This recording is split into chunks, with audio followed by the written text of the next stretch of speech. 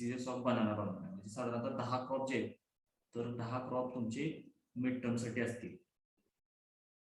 तर त्या दृष्टिकोनातून तुम्हाला त्याची तयारी सुरू करायची आहे. टोटल आपले 26 ते 27 क्रॉप आहेत, त्यापैकी 10 क्रॉप तर आपले कव्हर झाले. म्हणजे आपल्याजवळ म्हणजे बराच कालावधी असेल. तुमच्या जे रेग्युलर टेस्ट होत होत्या त्या टेस्ट कंटिन्यू होतील.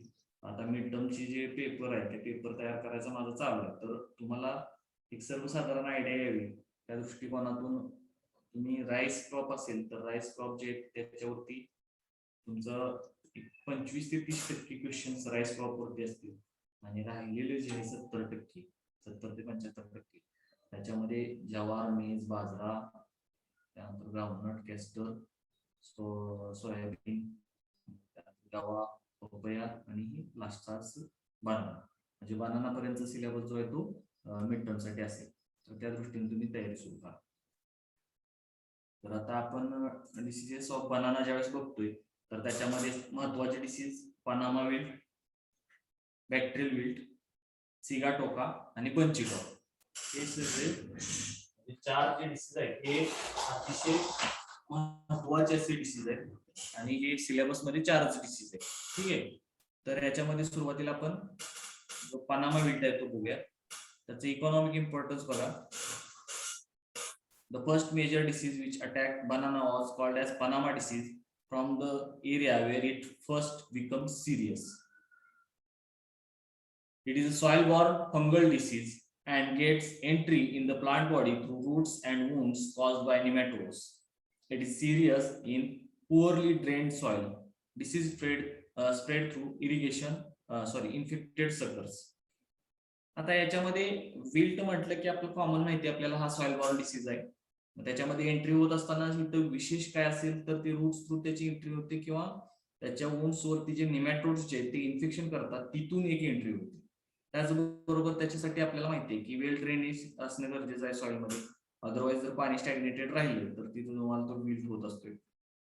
हे कॉमन रिझन्स झालेले. तर आता हा पनामा विल्ट जो आहे त्याचा कॉझल ऑर्गॅनिझम जो आहे तो फ्युजेरियम ऑक्झिस्पोरियम फॉर्मास्पेसिस क्युबेन्स.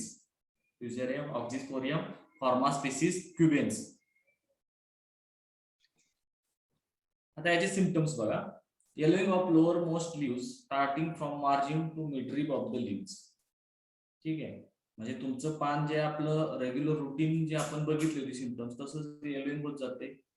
त्यातल्या त्यात विशेषतः काय असेल तर खालची पानं जी आहेत ती तुम्हाला पिवळी होतात. ते कुठपर्यंत पानाच्या मध्ये येईपर्यंत जे आहेत ते येलोइंग होते. त्याचबरोबर yellowing extend upward finally but leaf alone remain green for some time and it is also affected. म्हणजे जो तुमचा हा पानाचा मधला जो पोर्शन आहे किंवा मिडरिप जे आहे ते तुमची ग्रीन राहणार आहे. बाकीचं जे आहे ते पूर्ण पान जे आहे ते पिवळं होऊन जातं आणि काही ठिकाणी ते सुद्धा वाळून जाते. The leaves break near the base and hang down around pseudostem. म्हणजे ती पानं खालची जी आहेत ती अशी काय म्हणतात गळल्यासारखी होतात. Discoloration of vascular vessels as red और ब्राऊन स्टिक्स. म्हणजे तुम्ही इथं बघू शकता अशा पद्धतीने तिथे तुम्हाला रेड कलरचं किंवा ब्राऊन कलरचं डिस्कलरेशन जे आहे ते आतमध्ये स्प्लिट केलं तर तुम्हाला ते दिसून येते. आता याची जर इटिओलॉजी बघितली तर हा पॅथोजन जो आहे तो रेग्युलरली आपण बघतोय तो सेप्टेड, हायलाइन आणि branch fungus produce micro macroconidia and also chlamydospores. म्हणजे जनरली आपण बघत आलोय की जे फ्युजेरियम जो आहे तो त्याच्यामध्ये मायक्रोकोनिडिया, मॅक्रोकोनिडिया आणि क्लॅमिडोस्पोर्स त्याचं प्रोडक्शन जे आहे ते होत असते. आता याच्यामध्ये बघा microconidia single cell or rarely one septate hyaline elliptical or oval. Macroconidia जे आहेत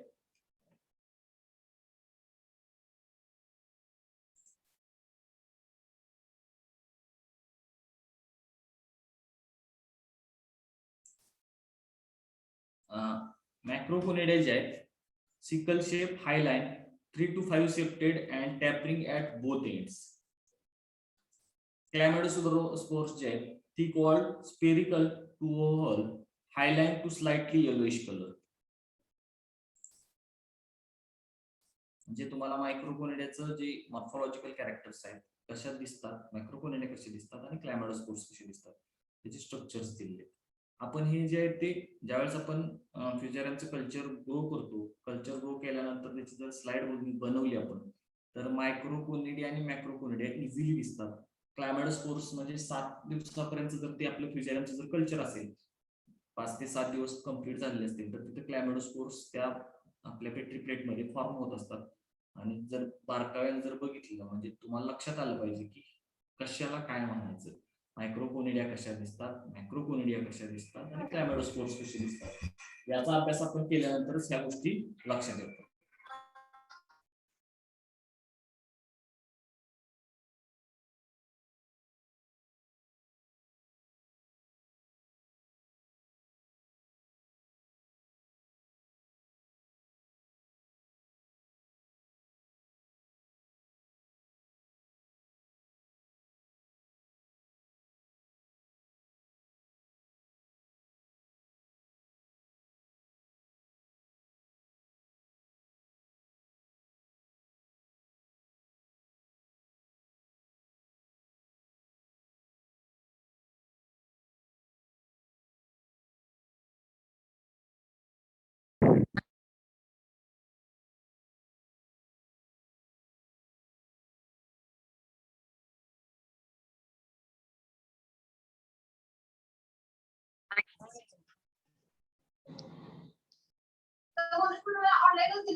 नाही कॅश दिले.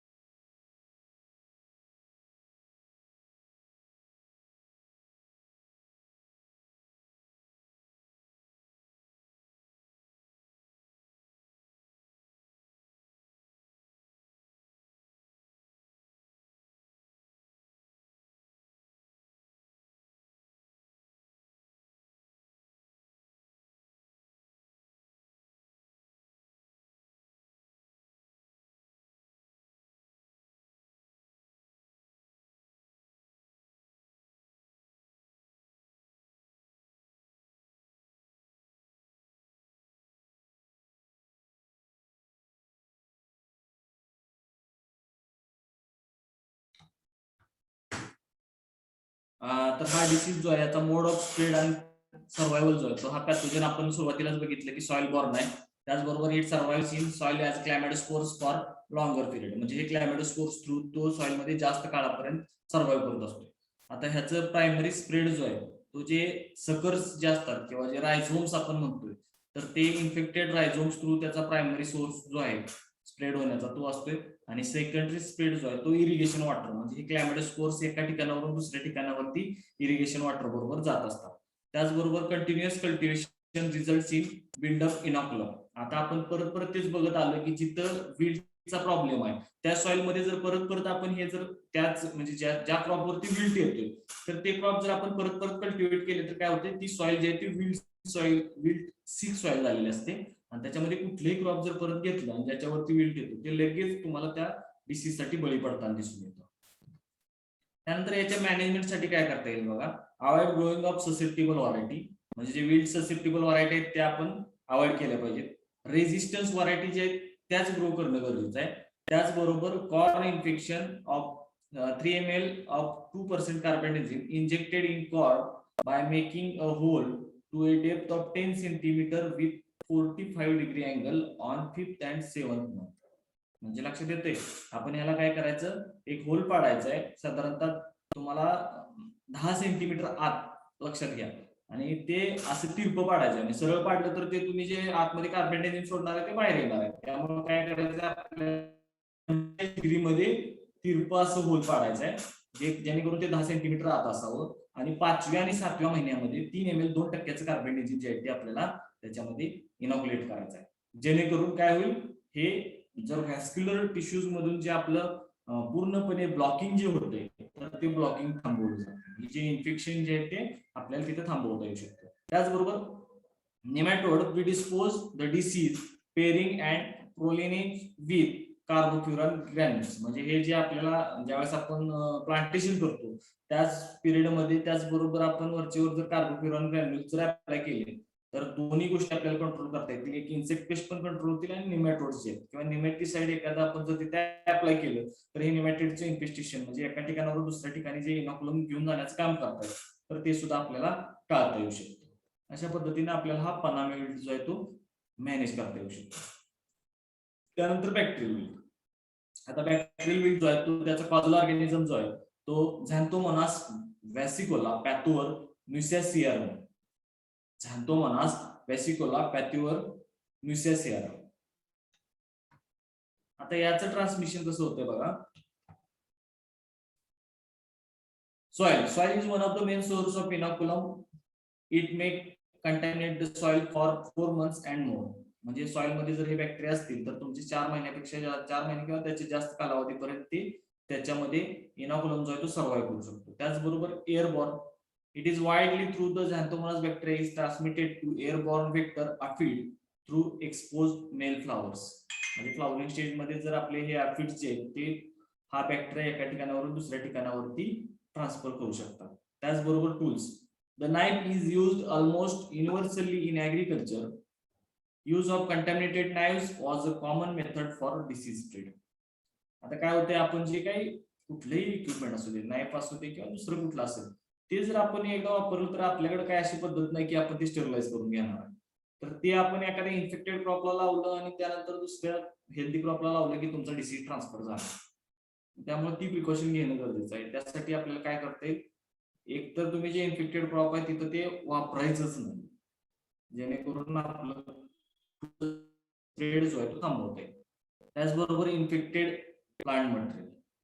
तर आता हा जो झॅन्थोमोनास जो आहे तो त्याच्यासाठी काय करायला, infect all parts of plants. Disease spread has been primary link with the transport of plant shoots for रिप्लांटिंग.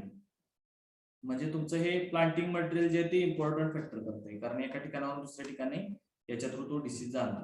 आता याचे सिम्पटम जर बघितले, bacteria Uz is excreted from plant organs and this is a mandatory sign with bacterial wilt may be present. आता हा जो म्युसेसिरम आहे bacteria जो आहे तर त्याचं मेन जर आपल्याला काय आयडेंटिफिकेशन मार्क असेल तर उजिंग होते. म्हणजे तुम्हाला तिथं ज्या पार्ट वरती इन्फेक्शन झालेलं आहे तिथं उजिंग झालेली दिसते. Common symptoms on the fruit include internal discoloration and premature ripening of fruit.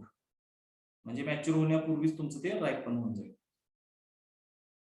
A cross section of the infected banana is characterized by yellow orange discoloration of the vascular bundles and dark brown tissues scarring.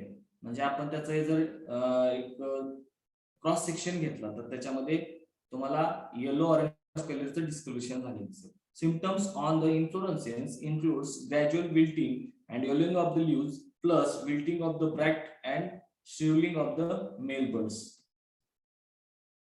Then the symptoms normally appear within 3 weeks after infection. म्हणजे एकदा infection झालं की साधारणतः 21 दिवसानंतर ते तुम्हाला दिसून येते सिम्पटम्स जे आहेत ते. While leaf wilting symptoms are the first to be observed if the infection occurred via other plant parts such as roots, stalk, leaf sheath and leaves. म्हणजे बाकीचे जे तुम्हाला प्लांट पार्ट्स आहेत त्याचे सुद्धा तुम्हाला इन्फेक्शन दिसून येतं. Then this bacteria can sometimes be confused with Fusarium wilt. This differs to bacteria as a contrast. It causes yellowing on older leaves and does not cause abnormal fruit development. म्हणजे याच्यामध्ये तुम्हाला differentiate करायचं असेल तर सगळ्यात महत्वाचं काय असेल तर उजिंग सगळ्यात महत्वाचं आहे. त्याचबरोबर दुसरी गोष्ट काय आहे तर तुम्हाला तिथं म्हटले ओल्डर लिव्स वरती, कारण विल्ट म्हणजे जो बॅक्टेरियल विल्ट आहे त्याच्यामध्ये सुद्धा ओल्डर लिव्स वरतीच इन्फेक्शन येते. आणि याच्यामध्ये सुद्धा आपण बघितलं मागाशी की जो फ्युझॅरियम विल्ट आहे त्याच्यामध्ये सुद्धा जी जुनी पानं आहेत त्याच्यापासून इन्फेक्शन होते. तर तेवढं पर्टिक्युलरली आपण ते डिफरन्शिएट करू शकणार नाही. त्यासाठी आपल्याला हे उजिंग जे होते ते महत्वाचं आहे. Bacteria may enter through a wound or opening anywhere on the plant. म्हणजे जिथं कुठं तुम्हाला प्लांटला ओपनिंग असेल तिथून तो एंटर होणार आहे. Bacteria entering the plant through the male and back up to the leaves through their insertion, point on the aerial stem and on the rhizome.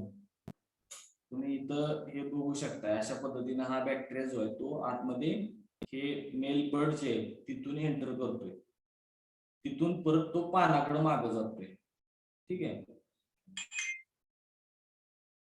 The dotted red line indicates that when in the rhizome, the bacteria may reach the suckers in enough quantity to cause the disease development. म्हणजे तुमचा इथून आत enter झालाय पूर्ण असं खालीपर्यंत तो bacteria जातो. तर बॅक्टेरियल इन्फेक्शन तुम्हाला वरून होणार आहे. म्हणजे जरी रूटला इंजुरी झाली तर तिथून सुद्धा ते होऊ शकतं. परंतु फंगसचं इन्फेक्शन वरून होणार नाही, डायरेक्ट खाल्लंच होणार आहे, कारण तो सॉइल बॉर्न डिसीज आहे.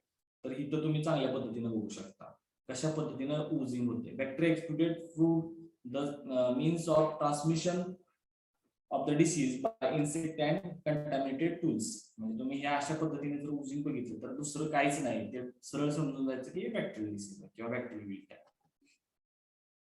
हे जे ते इन्फेक्टेड प्लांट्स आहेत तुम्ही इथं बघू शकता की म्हणजे तुमचं इन्सेक्ट मुळे ट्रान्समिट झालं की बॅक्टेरिया जर ट्रान्समिट झाला तर कशा पद्धतीने आतमध्ये एंटर करतोय हे अशा पद्धतीने तुम्हाला insect transmission male bird through होत असतोय. त्याचबरोबर तुमचं जे म्हणजे शीट थ्रू सुद्धा जे आहे ते तुमचं म्हणजे बॅक्टेरिया म्हणजे कुठेही ओपनिंग प्लांटला भेटले तिथून तो आतमध्ये एंटर करतो आणि अशा पद्धतीने तुम्हाला त्याचे सिम्पटम जे आहेत ते दिसून येतात. आता याच्या मॅनेजमेंटसाठी काय करता येईल? Quick removal of infected plants remain critical to minimize spread of the disease. Complete uprooting of disease mat and burning or drying of plant debris was encouraged as part of the control package, which includes the use of clean garden tools and early removal of the male birds to prevent insect. म्हणजे एक तर ते काढून टाकणं, त्याचबरोबर जे आपण काय तुमचं ह्याच्यासाठी जे आपण काय म्हणतोय टूल्स जे यूज करतोय ते म्हणजे प्रॉपर किंवा स्टेरिलाइज केलेले टूल्स यूज करणं आणि जे मेल बर्ड्स आहेत ते मेल बर्ड्स इन्फेक्ट झालेले आहेत ते काढून टाकणं जेणेकरून इन्सेक्टमुळे ते ट्रान्समिट होणार. त्यानंतर research finding suggest that this bacteria do not colonize all lateral shoot which can lead to new control method where only visibly attacked plants within a mat are cut at soil level. म्हणजे आपण जे अगोदरचं picture बघितलं त्या picture मध्ये जसं दिसतंय म्हणजे तुमचं सॉइल लेवलला कट जो येतोय तो नवीन सिम्पटम जो आहे तो त्याच्यामध्ये ऑब्झर्व केला गेला नवीन रिसर्च मध्ये. त्यानंतरचा महत्वाचा डिसीज सिगाटोका. कॉझल ऑर्गॅनिझम मायकोस्पेरेला म्युसिकोला.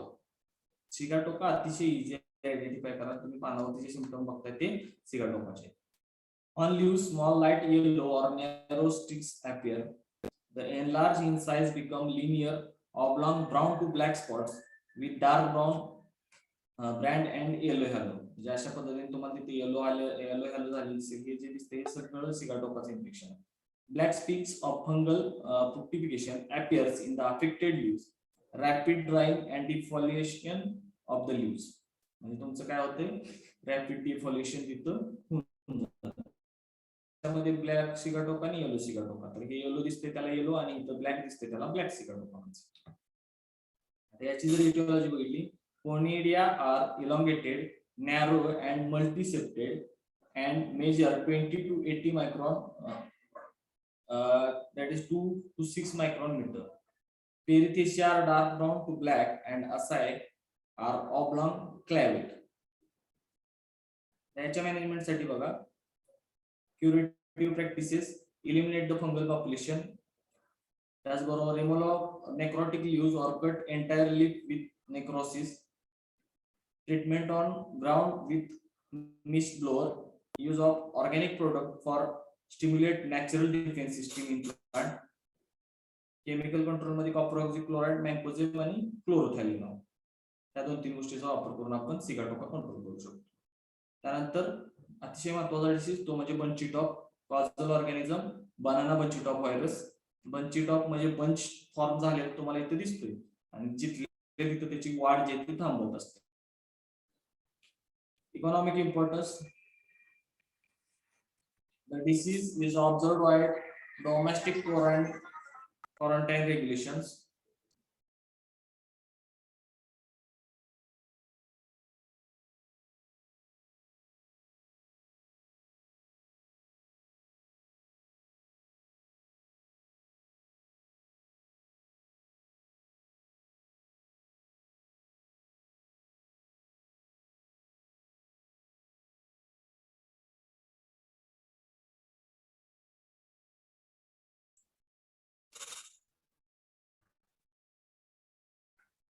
म्हणजे एका स्टेट मधून दुसऱ्या स्टेट मध्ये जातं त्याला आपण डोमेस्टिक क्वारंटाईन म्हणतो.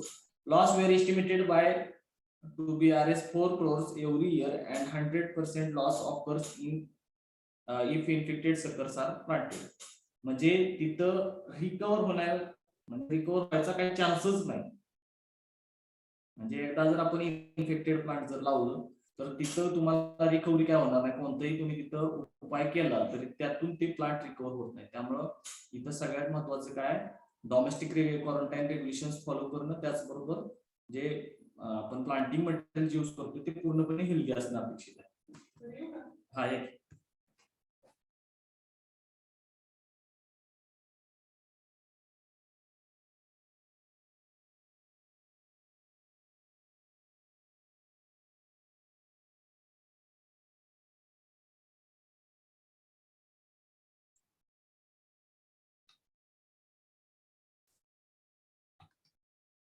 आता याचे जर सिम्पटम्स बघितले तर बघा, subsequent leaving shows the same symptoms and are dark broken bands of green tissues on the veins, petioles and leaves. Plants are extremely stunted, leaves upright and become brittle. हे बघा अशा पद्धतीने एकदम अशा पानाची जी रेग्युलर वाढ होती ती रेग्युलर वाढ न होता तेवढे शॉर्ट राहतात आणि असं उभं राहतं ते पान. म्हणजे तुमचं असं कधी मोठं पान होऊन खाली वाकलेलं असं दिसत नाही. ते पूर्ण असं कम्प्लीट उभंच दिसणार तुम्हाला. म्हणजे एकदम असं तिथं म्हटलंय ना मेनी लीव्स आर क्राउडेड त्या पद्धतीने एकदम बंच टाइप ग्रोथ होती. त्यामुळे आपण त्याला बंची टॉप असं म्हणतो. आता याचा मोड ऑफ स्प्रेड जर बघितला, primary transmitted through infected suckers and secondary spread through the aphid vector Pentalonia nigronervosa. तिथं अपेक्षित उत्तर तुमचं राहील सेकंडरी स्प्रेड मध्ये पेंटालोनिया निग्रोनरोसा. म्हणजे सेकंडरी स्प्रेड जो आहे तो किंवा इन्सेक्ट वेक्टर जर विचारलं तर ऍफिड न लिहिता तुम्ही पेंटालोनिया निग्रोनरोसा अपेक्षित उत्तर राहील. तर ते लक्षात ठेवा. प्रायमरी स्प्रेड तर इन्फेक्टेड सकर्स असणार आहे. आता याच्या मॅनेजमेंटसाठी काय करता येईल? Selected suckers from disease control vector by spraying methyl dimetone 1 ml per liter or monoprotophos 2 ml per liter. Injection of monoprotophos 1 ml per plant. Infected plants are destroyed using 4 ml of 2,4-D. तर आता हा insect control वगैरे करत बसणं management मध्ये लिहायचं म्हणून ते ठीक आहे. आणि ऍक्च्युअल जर आपण फील्ड वरती गेलो तर याला इंजेक्शन करा किंवा तुम्ही स्प्रे घ्या, म्हणजे प्रिकॉशन जे आहेत, म्हणजे काय म्हणता येईल त्याला, आपण प्रिव्हेंटिव्ह मेजर्स म्हणून आपण हे अप्लाय करायचं आहे. ऍक्च्युअल इन्फेक्शन झालं की विषय तिथं तुमचा गोल झालेला आहे. तिथं तुम्हाला फक्त ते काढून टाकणं हा एकच उपाय आहे. त्याच्यासाठी तुम्हाला ते कंट्रोल मेजर्स फॉलो करून काही उपयोग नाही. तर तुम्हाला प्रिव्हेंटिव्ह मेजर्स म्हणून केमिकल म्हणजे इन्सेक्टिसाइड जे आहेत त्याचा स्प्रे घेऊ शकताय. अदरवाईज तुम्हाला जिथे इन्फेक्शन झालं असेल ते काढून टाकायचं. ठीक आहे, अशा पद्धतीने हा तुमचा जो बंची टॉप आहे तो आपण मॅनेज करू शकतो. तर आजचं जे लेक्चर होतं बनावचं त्याच्यामध्ये आपण Fusarium wilt, that is Panama wilt, bacterial wilt, त्यानंतर सिगाटोका आणि बंची टॉप हे 4 महत्वाचे डिसीज बघितले. तुम्हाला हे 4 डिसीज जे आहेत ते अतिशय महत्वाचे, अतिशय सोपे आहे, समजण्यासारखं आहे, काहीच अवघड नाही. तर थोडा त्याचा अभ्यास करा, लक्षात येऊन जाईल सगळं. तर याच्यावरती सुद्धा तुम्हाला एक्झाम मध्ये विचारलं जाणार आहे, तर त्या दृष्टीने तुमची तयारी असेल. तर आजच्या लेक्चरला आपण इथंच थांबतोय. उद्याच्या लेक्चरला जे काय होईल ते काय मीसाठी असणार नाही, तर त्या दृष्टीने तुम्ही तयारी करायची आहे. ठीक आहे, कोणाला काय शंका?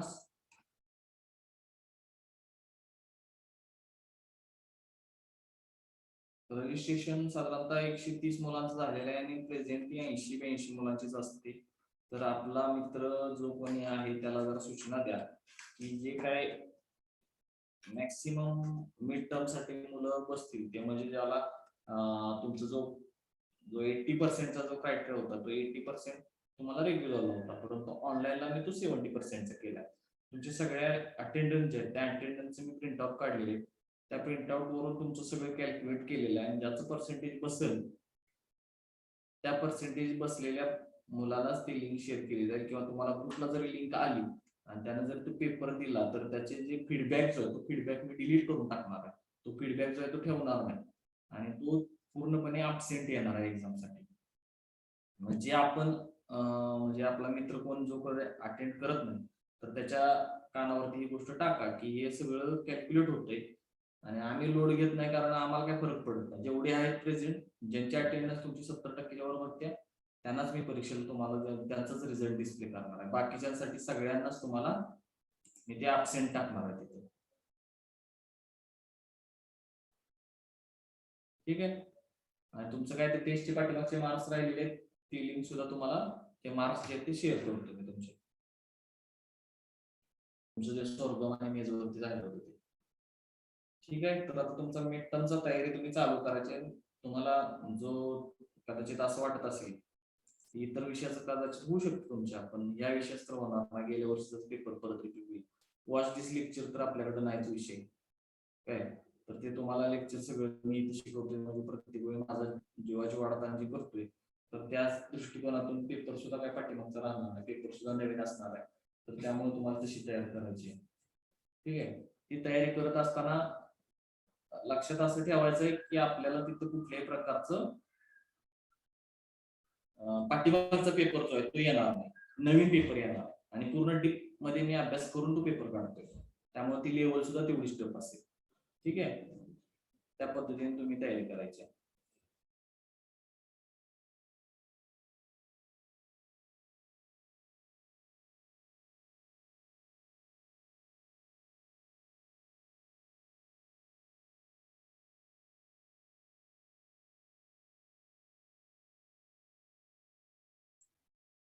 ठीक आहे बाळा, तर तुम्ही त्या पद्धतीने तुमच्या मीटची तयारी चालू करायची.